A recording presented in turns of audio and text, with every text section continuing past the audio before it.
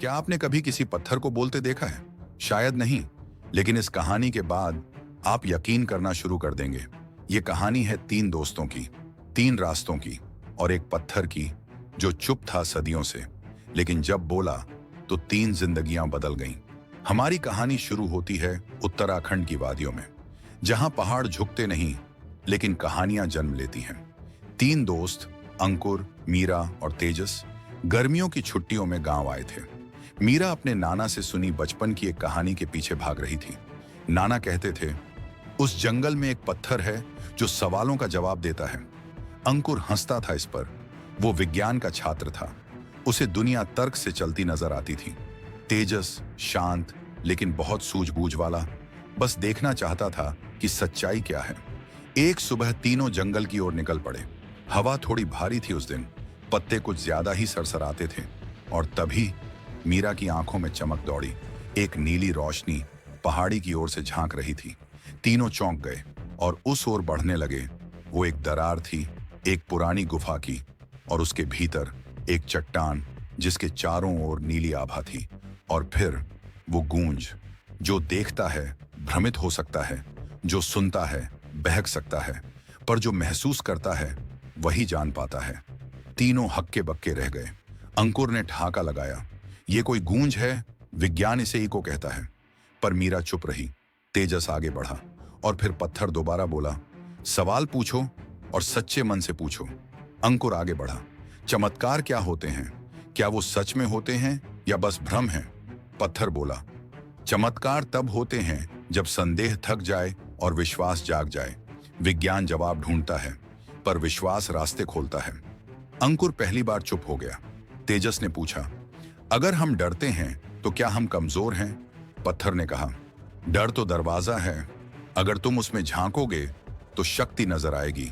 अगर तुम भागोगे तो परछाइयां पीछा करेंगी। मीरा धीरे से बोली, तुम कौन हो? पत्थर ने जवाब दिया, मैं तुम हूं, तुम्हारा अंतर्मन, जो हर बार चुप होता है जब तुम शोर मचाती हो, पर जब तुम शांत होती हो तब मैं बोलता हूं। रात गहरा चुकी थी। तीनों पास ही एक गुफा में रात बिताने लगे। तेजस ने आग जलाई। मीरा ने कहा, नाना ठीक कहते थे, जवाब वहां नहीं मिलते जहां हम जबरदस्ती ढूंढते हैं। वो वहां मिलते हैं जहां हम रुकते हैं और खुद से मिलते हैं। अगली सुबह सूरज की पहली किरण सीधी उस पत्थर पर पड़ी और पत्थर फिर बोला, अब मैं नहीं बोलूंगा, अब तुम बोलोगे और खुद को सुनोगे। अंकुर आंखें बंद करके बैठ गया। उसके अंदर एक तूफान था।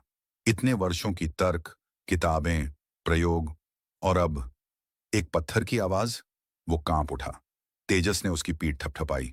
मीरा उसके पास बैठ गई और तभी अंकुर की आंखों से आंसू बह निकले। उसने कहा, मैं डरता हूं, इसलिए मैं चीजों को तर्क में बांधता हूं। मैं चमत्कार नहीं मानता क्योंकि मैं हार मानने से डरता हूं। मीरा बोली, शायद यहीं से शुरुआत होती है, जब हम मान लेते हैं कि हम नहीं जानते। पत्थर फिर एक आखिरी बार बोला, अब तुम बदल चुके हो, अब मैं नहीं रहूंगा।